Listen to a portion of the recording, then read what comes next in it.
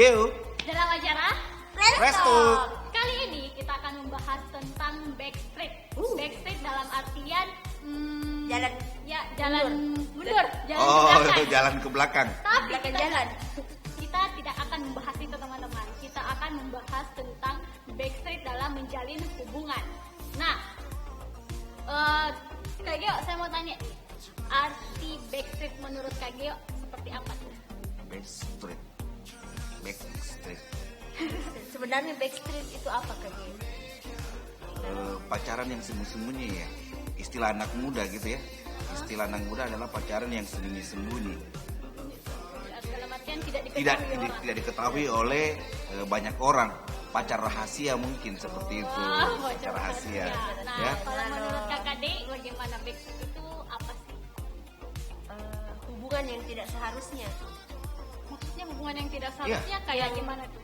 yang semestinya itu hubungan tidak boleh dijalani, tapi dipaksakan. Akhirnya hubungannya dijalani tanpa sepengetahuan orang-orang yang penting buat kita, yang sebenarnya penting tahu hubungannya. Oh. Orang tua, teman. Teman tidak boleh tahu gitu ya. Jadi hanya orang yang berpacaran saja yang mengetahui hubungan itu. Wih, susah sekali itu, berarti harus sembunyi-sembunyi, betul ya? Iya, harus kayak di belakang Layar. Main Di belakang ini. itu kayak kucing dan tikus Iya. jadinya ya. Tom and Jerry. Kayak ada itu yang di IG tuh yang begini bicara begini tuh Adele sama dia. Oh, yang tangannya di belakang gitu. Oh, iya. Gitu guys, ternyata backstreet yang sesungguhnya. Oh, iya. Nah, kenapa sih orang memilih untuk backstreet? Banyak faktor mungkin ya. Ada termasuk karena takut ketahuan sama orang tua. Jangan-jangan kalau saya kasih kenal ini pacarku sama orang tuaku tidak suka. Atau jangan-jangan karena pacarnya itu adalah disuka juga sama sahabatnya, mereka menjadi rahasiakan. Memang pacarnya orang. Atau memang pacarnya orang gitu ya. Bisa jadi ya, bisa Selingkuhan. jadi. Iya, bisa Sampai jadi. seseorang, oh kayaknya ini harus backstreet. Saya nggak diketahui. Yang memang tidak seharusnya. Terlarang. Hubungan terlarang. Hubungan terlarang. Adalah hubungan yang sembunyi-sembunyi, Sembunyi-sembunyi. hubungan terlarang. Yang dijalankan secara sembunyi-sembunyi. Dan penuh penderitaan. Intinya sembunyi-sembunyi lah. Aduh, penderitaan seperti apa itu Kak? Jelas Oh, menderita. Karena kan biasa kalau kita pacaran kan kita biasa mengubar kemesraan di media sosial. Di Iya, medsos. kayak bangga gitu juga Bangga kalau gitu ya. ini lihat aku Ini kayak pacarku, pasanganku. iya. Tapi kalau backstreet kayak tidak bisa. Tidak bisa. Jadi foto-foto di Facebooknya dengan di IG-nya itu sendiri-sendiri terus. Ya. Tidak ada pasangan yang tidak enak lah gitu. Bagus kalau sendiri-sendiri, tapi kalau yang satu punya pasangan yang lain, yang satunya lain lagi pasangannya. Wadidaw, parah. Jangan diikuti guys. Skip. Itu benar-benar terlarang. Nah, kalau saya mau tanya nih, kan backstreet itu hubungannya sembunyi-sembunyi, artinya orang lain tidak tahu. Tapi kalau hanya sekedar oke, teman-temanku tahu ini, saya pacaran sama ini, tetapi orang tuaku tidak mengetahui. Apakah disebut backstreet juga? Tapi kan yang lain pada tahu. Tapi Backstreet. orang tuanya, cuma orang tuanya toh yang nggak tahu bahwa ini anakku pacaran gitu. Sama pengalaman saya. Wah, Boleh boleh cerita? sharing. Oke, kita dengar ceritanya ya, sharing. Jadi begitu, teman-teman saya tahu bahwa saya punya hubungan sama Seseorang. cowok ini, Oh. gitu iya.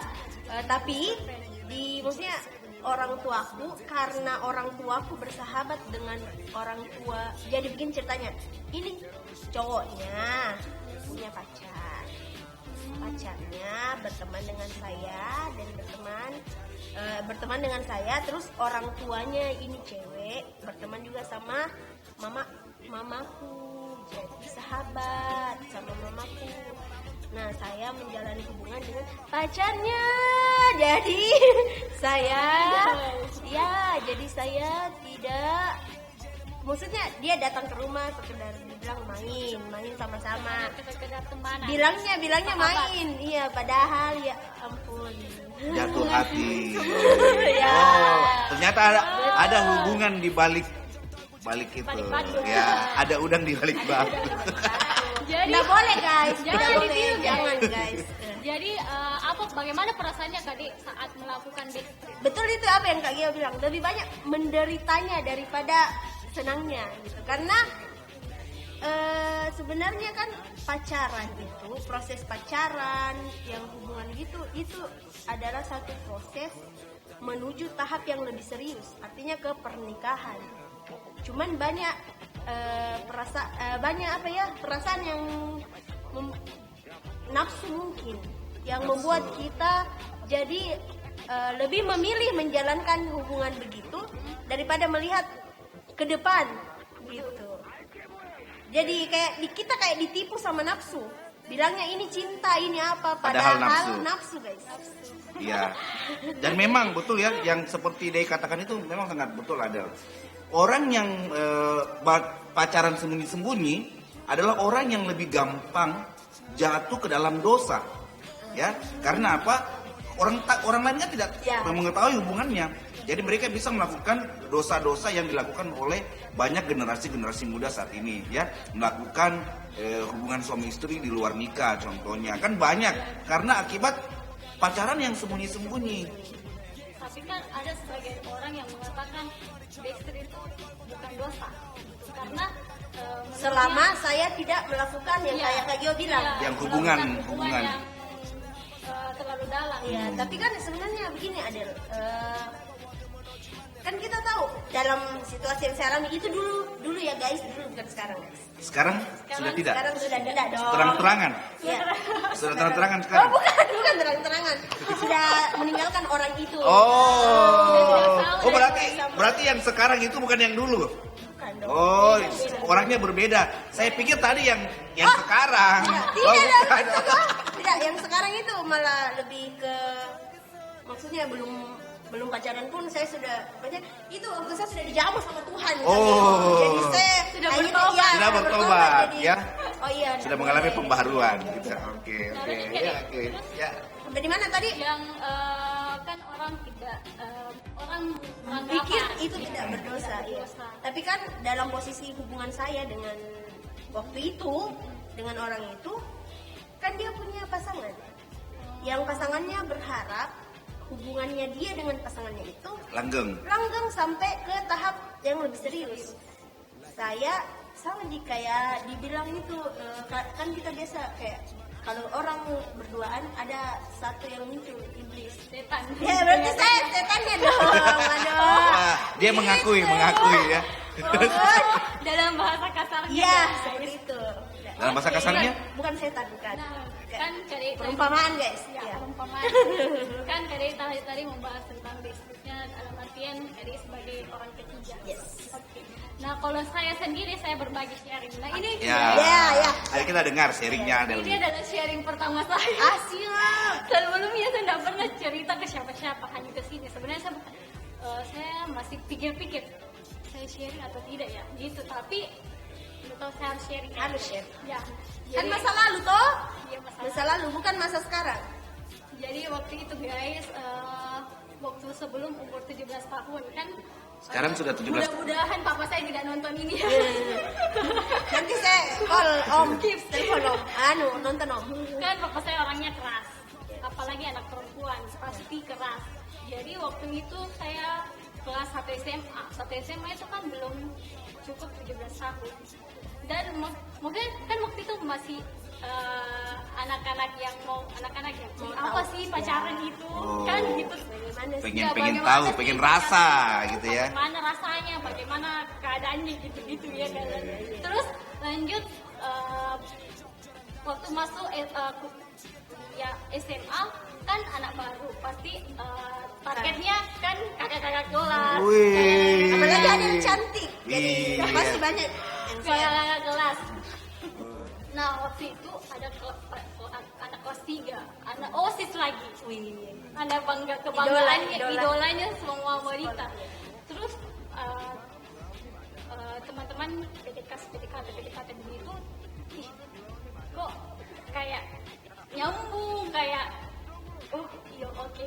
Ada getaran-getarannya gitu. Ada getaran-getarannya. Gitu. Terasa getarannya gitu ya. Saya coba. Di itu papa saya tidak tahu kalau saya pacaran.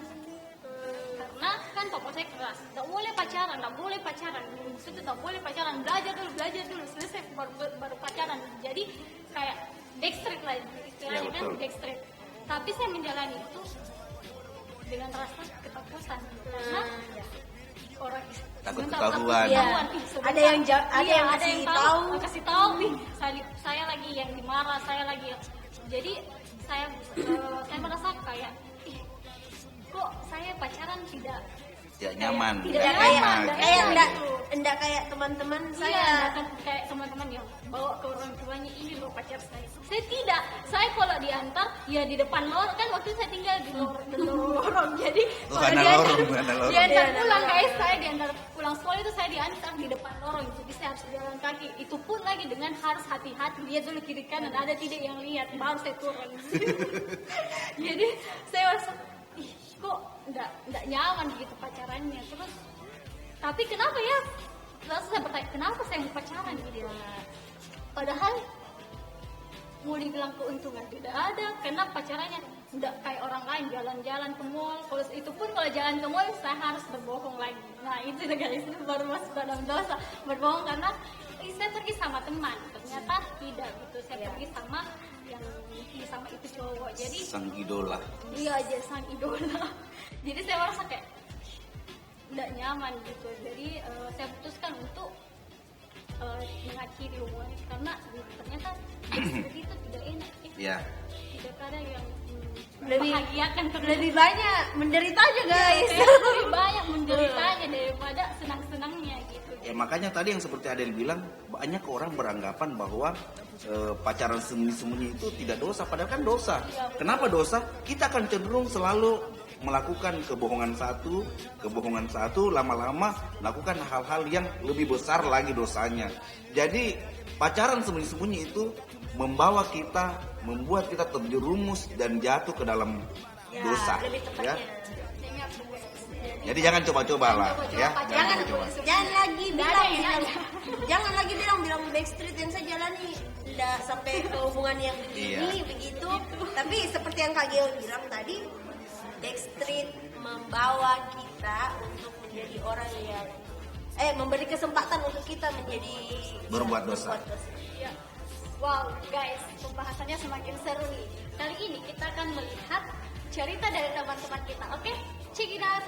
Nama saya Vicky Frank Patesina, bisa disebut Dokos. Pekerjaan saya dalam tanda kutip tukang cukur, dalam kurung pangkas rambut. Menurut saya itu backstreet ya.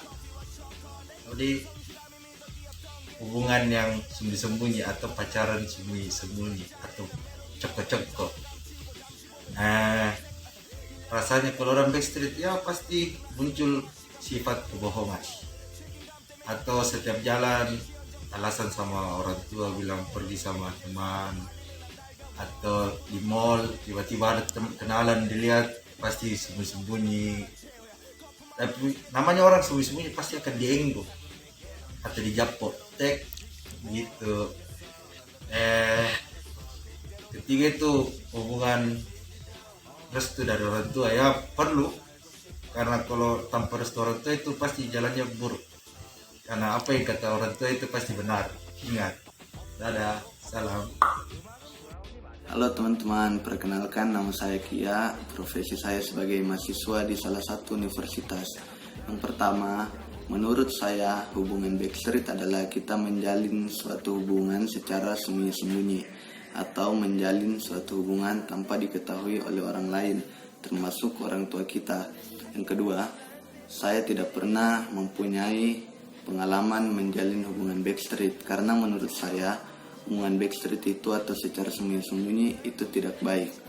Yang ketiga, menurut saya restu orang tua dalam hubungan kita atau dalam berpacaran itu sangat penting, karena yang pertama, orang tua kita kalau merestui itu berarti dia memberi doa yang terbaik untuk kita. Yang kedua, insting orang tua terhadap anaknya sangat baik. Kalau dia merestui berarti dia sudah yakin dengan pilihan anaknya. Sekian, terima kasih. Nah, teman-teman, itu tadi cerita dari teman-teman kita.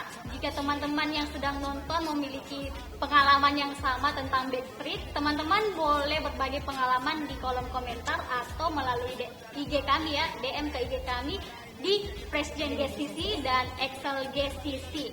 Nah, Kak Geo, apa sebaiknya yang harus dilakukan waktu kita menjalin hubungan?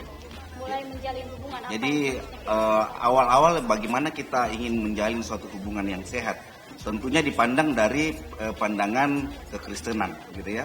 Dipandang dari segi kekristenan bahwa yang pertama itu kita harus mendoakan, ya. Kita harus mendoakan. Kalau ada kita suka orang, kita mendoakan. Kak Geo punya pengalaman. Wow, boleh. Jadi waktu itu Kak Geo kuliah, Kak Geo juga usia sudah matang dan sudah harus masuk dalam rumah tangga. Kak Geo lihat teman kelas di kampus, cantik menurut saya, kan cantik itu relatif. Jadi menurut mata saya dia cantik, ya. Jadi saya doakan. Setelah saya doakan, saya PDKT.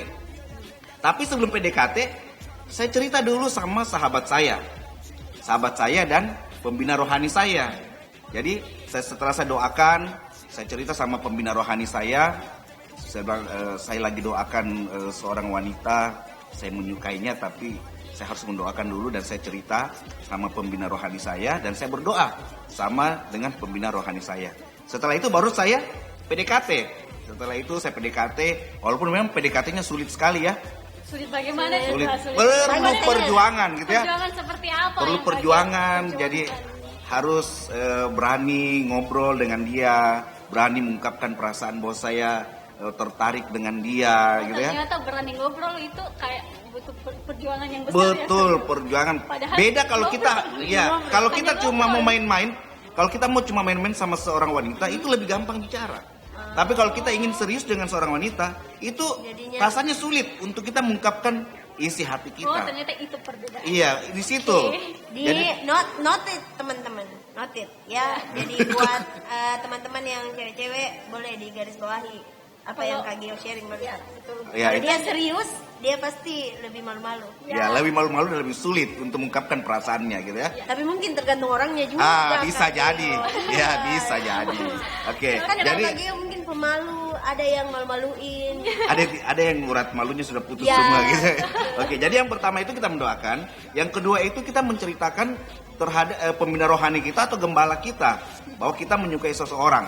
Jangan nanti setelah 3 bulan kita jadian atau sudah berapa bulan, 6 bulan kita jadian, karena situasi kita makin sulit dalam hubungan baru kita menceritakan, ya. Jadi kita harus menceritakan sama pembina rohani kita. Setelah itu kita menceritakan terhadap orang tua kita. Kita menceritakan terhadap orang tua kita dan kita menjalin hubungan dan perkenalkan sama pembina rohani kita. Ini loh Kak, ya. Ini loh Om, ini loh Tante, ya. Ini Ma, ini Pa, calon menantu, gitu ya. Wow, langsung calon menantu ya. Saya dulu begitu, saya bawa ke papaku. Saya kan lebih dekat dengan bapak daripada mama. Jadi saya bawa ke bapakku, saya bawa itu cewek, saya bilang, Pak, ini calon menantu tak. Nah, saya bawa seperti itu. Jadi waktu bapak saya lihat mereka ngobrol-ngobrol, saya izinkan mereka ngobrol. Nah, saling kenal dan lama-lama papaku bilang, tidak usah lama-lama, ya. 7 bulan pacaran, nanti papa pergi lamar. 7 bulan guys, 7 Jadi, bulan pacaran langsung melamar. 7 bulan pacaran, PDKT-nya 1 tahun. Jadi lama ya PDKT. proses untuk jadian itu 1 tahun. Jadi tidak langsung jadian, ya 1 tahun gitu ya. Pacaran 7 bulan. Karena mungkin wanita itu mungkin butuh bukti ya, bukan janji. Betul, ya. betul sekali. Ya jadi dia ingin buktinya gitu ya.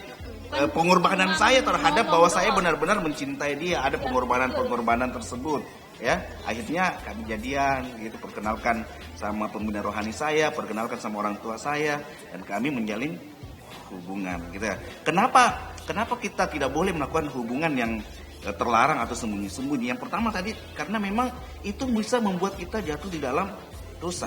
Sedangkan Tuhan mau kita sebagai anak-anak muda itu, anak-anak generasi ini ya, yang anak-anak generasi yang bengkok, yang penuh dengan dosa ini, Tuhan mau kita ada perbedaan. Kita benar-benar menjalin yang namanya hidup kudus di hadapan Tuhan. Kekudusan di hadapan Tuhan. Makanya dalam 2 Korintus 6 ayat 14 ya, janganlah kamu merupakan pasangan yang tidak seimbang. Yang tidak maksudnya pasangan yang tidak seimbang di sini bukan bodinya sama-sama seperti saya yang besar. Sebenarnya yang seimbang. Pacaran yang seimbang di sini adalah pacaran di mana kita sama-sama mau dituntun di dalam kerohanian kita. Makanya kalau kita pacaran kita perlu pembina rohani untuk menolong kita di dalam menjalin hubungan supaya kita terhindar dari yang namanya dosa remaja ya, dosa-dosa dalam pacaran yang membuat kita tidak kudus seperti itu ya. Dan juga sangat penting kita memberitahukan orang tua kita dalam menjalin hubungan, karena firman Tuhan sendiri bilang salah satu kita menghormati orang tua kita ketika kita memberitahukan bahwa ini loh calon menantumu, ini loh pacar saya butuh bimbingan, kami butuh arahan, karena orang tua kan sudah di luar menjalani daripada kita, seperti itu guys. Dari yang tadi saya dengar Kak Gio bilang ini loh menantu saya, ini loh menantu saya menarik kesimpulan bahwa hubungan pacaran itu dijalani kalau kita sudah siap membangun betul rumah tangga guys. Apakah kalian sudah siap?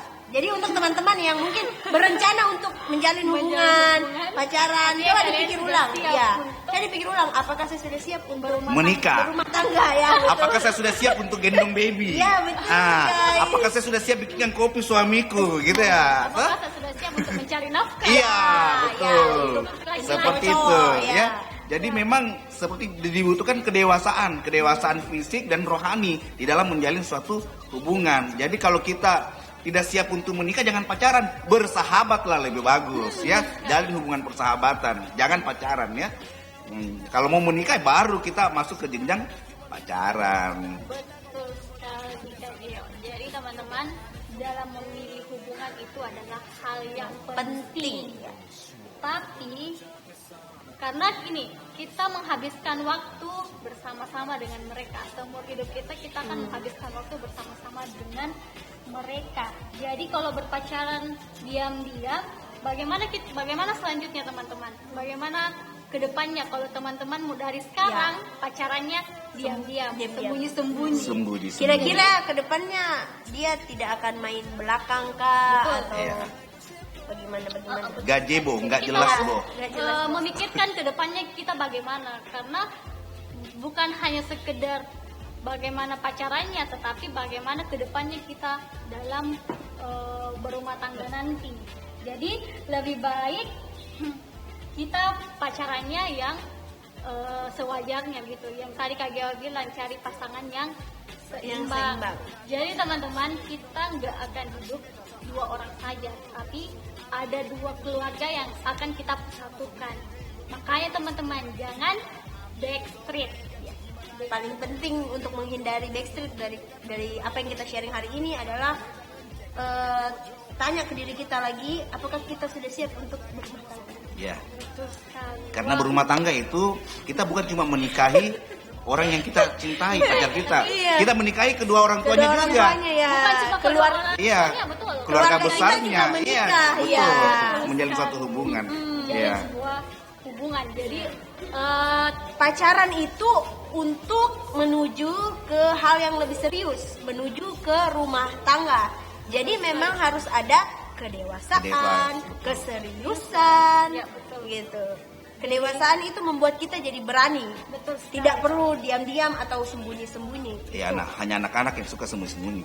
Orang dewasa tidak pastinya ya. Wow, pembahasannya semakin menarik teman-teman. Jadi teman-teman jangan lupa subscribe dan klik tombol loncengnya, karena episode selanjutnya kita akan membahas tentang relationship. Jadi jangan lupa teman-teman subscribe dan klik tombol loncengnya supaya teman-teman tidak ketinggalan episode terbaru kita, oke? Jangan lupa untuk berbagi pengalaman lewat kolom komentar di bawah, atau teman-teman juga bisa DM ke IG kita Freshgen GCC dan Excel GCC. Oke guys, sekian pembahasan kita kali ini. See you.